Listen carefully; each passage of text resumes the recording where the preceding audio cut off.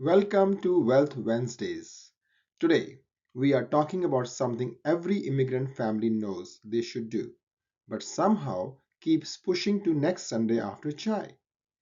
Estate planning is not just for wealthy, it's for anyone who loves their family enough to make life easier for them.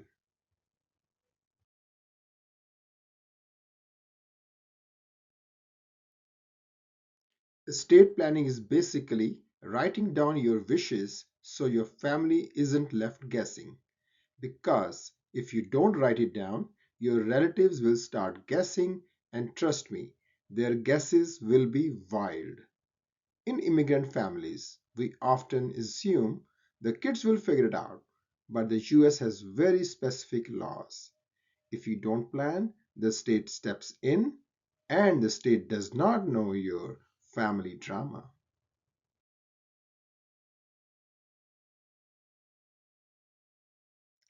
Estate planning prevents chaos. Now, if you have young kids, this becomes even more important because without a plan, a judge decides who raises them, and that judge doesn't know your cousin Raj still cannot keep a plant alive. We are not Ambani. We are just trying to keep the fridge stocked, says my aunt. Well, estate planning is not just for rich people. If you have a family, a house, or even a favorite charity, you need a plan. It's your guide to funeral wishes, to protecting your kids, to making sure your jewelry doesn't end up in a mystery box labeled "Let's figure it out later." Let's talk taxes. Without planning, your family could face a tax bill so big that they will need a therapy and a side hustle. Estate planning is love in legal form. It's how you protect your people even when you are not here to yell at them.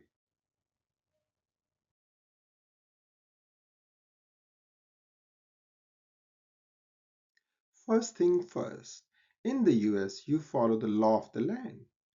Whether you are a citizen, green card, H1B, F1, or still waiting for your perm to wake up, the rules are the rules.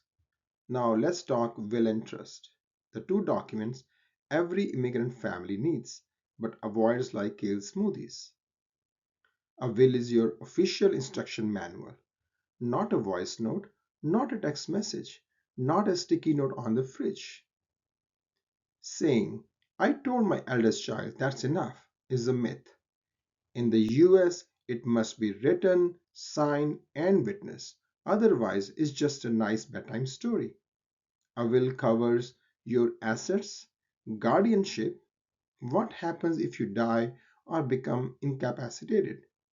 Key players are executor, the person who handles everything. Choose someone responsible, not the cousin who still owes you money from 2009. Beneficiaries, the people receiving your assets. Guardians, the people raising your kids. This is not the time to be polite. If someone can't keep their own life together, don't hand them yours. Now, trusts. A trust is like a treasure chest. You put your assets inside, and someone you trust manages it according to your rules. Best part, it avoids probate, which is basically the DMV of the court system. Wait, avoid probate? Yes. Probate is long, expensive, and feels like standing in line while someone says, please fill out this form and the other 47 forms behind it. So, a will tells people what to do. A trust makes sure they actually do it without the drama.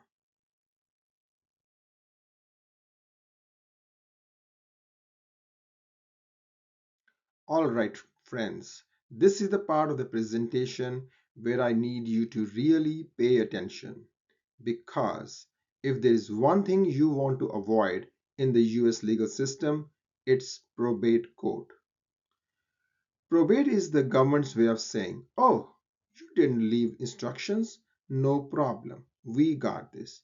And trust me, when Uncle Sam gets involved, your jewelry goes to the wrong cousin, your bank account gets frozen, and your family group chat turns into a courtroom drama. Probate is slow, like still waiting for your H1B approval. Slow. It's expensive, thousands in legal fees, and it's public. Yes, even that nosy relative in Delhi can Google your assets. For immigrant families, this hits harder. Your folks back home don't get wires taking months. Your kids here are stuck in legal jargon that sounds like Hogwarts spells. And the judge doesn't know your culture, your values, or why your gold bangles matter. Let me put it this way: if you do not plan ahead, probate becomes the family WhatsApp group nobody asks for. Except this time it's run by a judge who doesn't know your family dynamics. A proper estate plan, especially a trust, keeps your family out of court and in control. It's not about being rich, it's about protecting your people from stress, delays, and drama. So when I say avoid probate, I mean it. This is one of the biggest gifts you can leave behind: clarity, privacy, and peace of mind.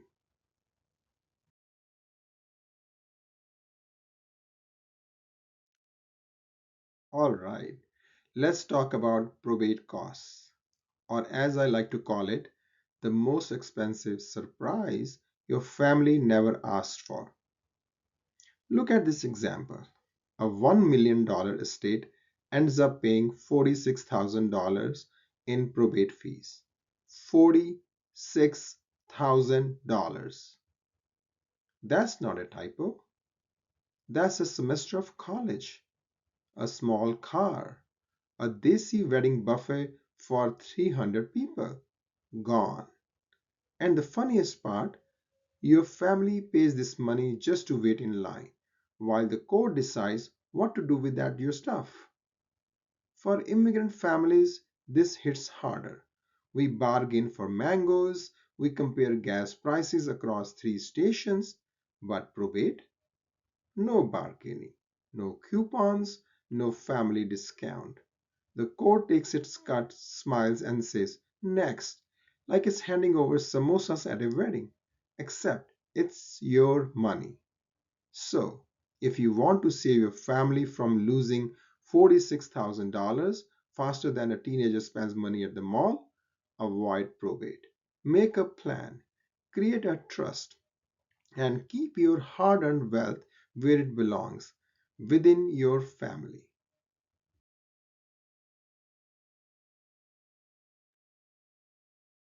All right, friends, let's break down the difference between revocable living trust and an irrevocable trust.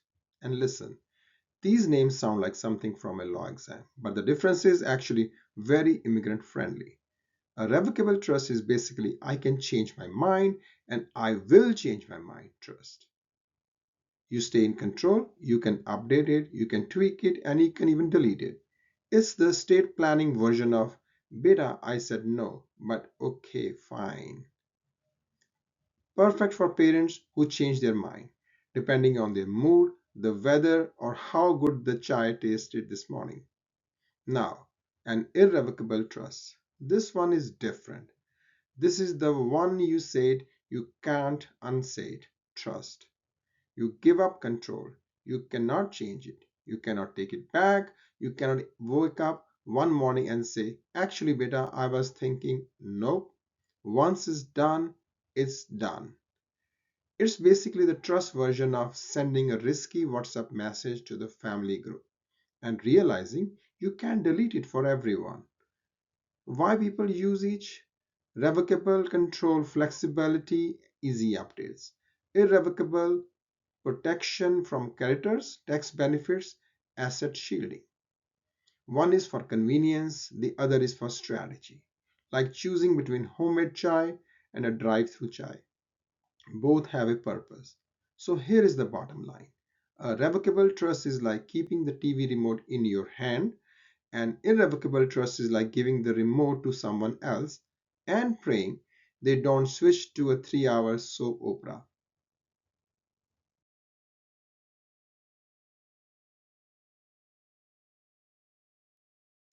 Let's break down the real difference between no will, a will, and a living trust. Because honestly, this chart says it all. No will equals to chaos. A will equals to slightly organized chaos. A living trust equals peace, privacy, and zero drama. Let's go section by section. If you become disabled, no will, the court picks someone to run your finances. Will, same thing, because a will does nothing while you are alive.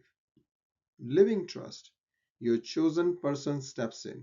No court, no drama. No aunties giving opinions. No cousins volunteering themselves. Let's talk costs, because this part hurts. No will or will, court fees, attorney fees, emotional fees, basically all the fees. Living trust may be a trustee fee, usually paid in chai and samosas. When you die, and no will, the state decides who gets what. Will, still probate, still delays, still public. Living trust, no probate, no waiting, no court. Smooth like ghee on hot roti. Privacy, oh, this one is big. No will or will, your whole life becomes public record. Living trust, 100% private. Even your nosy neighbor can't look it up. Minors, and if you have the kids, no will or will, the court controls their money until they turn 18. Living trust, you decide how the money is used and when they get it, because no 18-year-old should get a big inheritance. They will be buying sneakers or a gaming PC and maybe a motorcycle. Bottom line, a will is better than nothing, but a living trust is the only option that avoids courts, avoids drama, avoid delays, and keep your family out of courtroom reality show.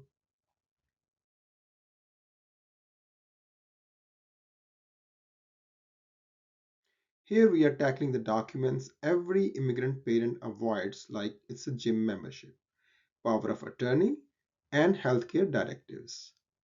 Because every time you bring this up, parents say, Beta, why are you talking about this? I'm perfectly fine. Being fine is not a legal plan. A POA is basically choosing the one person in your family who won't panic when the banks ask for just one more document. Healthcare directives. That's you telling doctors what you want so your family doesn't have a full Bollywood argument in the hospital hallway. POA, the person. Healthcare directive is the instructions. Together, they save your family from stress, guilt, and 47 WhatsApp messages saying, we should have done this earlier. And please, choose someone responsible, not the cousin who faints at flu shots or the uncle who still doesn't trust online banking. Do these documents now. Emergencies do not RSVP. They show up like unexpected relatives with luggage. An opulent path, we break this down in simple, culturally relatable ways so your family understands the plan without thinking you are plotting something dramatic. The best gift you can give your family is not leaving them confused, stressed, and arguing in three languages.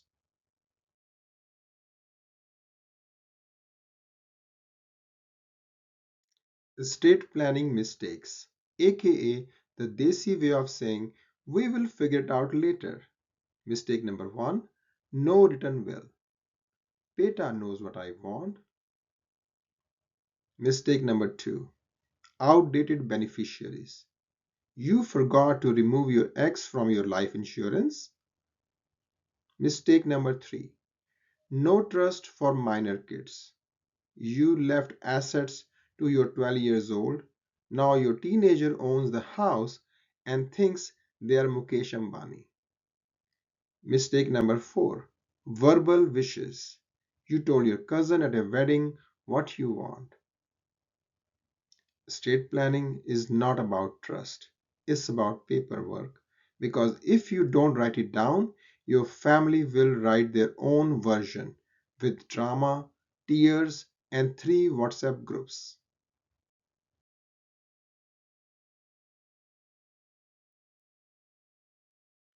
Let's talk estate taxes. Because when they see families hear 40% tax, they clutch their gold bangles and whisper, Beta, delete this video. Now, if you are a US citizen or a green card holder, you get a $13.99 million exemption. That's like saying, don't worry, auntie, your jewelry is safe. But if you are on an H-1B visa, you get just $60,000. That's not enough to cover the house deposit, the car loan, and the Costco membership. Even your WhatsApp forwards are worth more than that. And yes, both groups face up to 40% estate tax above those limits. So if you do not plan ahead, Uncle Sam becomes your most expensive heir.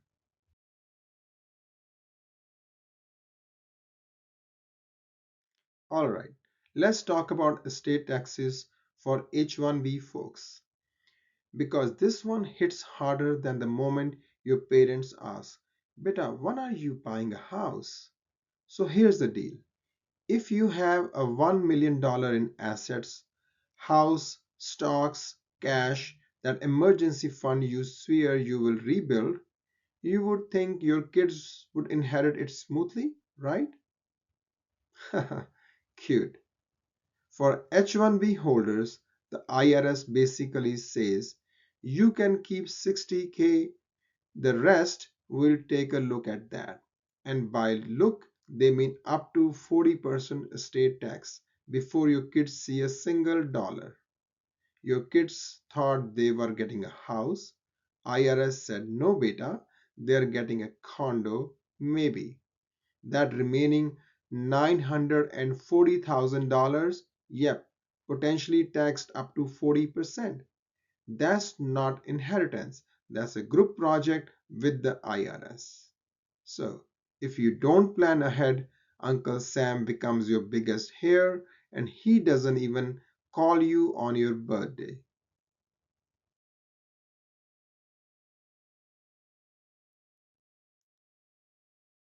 Friends, thank you for watching. If you are new here, we share simple, culturally relatable money strategies every Wednesday. Hit subscribe so you never miss an episode. And feel free to share this with your friends and family. At Opulent Path Financials, we help families, entrepreneurs, and individuals with protection planning, wealth building, and legacy creation, all designed to bring clarity to your financial life. And listen, if your financial life feels like a Bollywood drama, surprise twists, emotional spending, and absolutely no interval, then it's time to rewrite the script. Use the link below to connect with us. We'll build a plan that actually works for you and your family. The contact form is also in the description. I look forward to connecting and helping you create your own opulent path.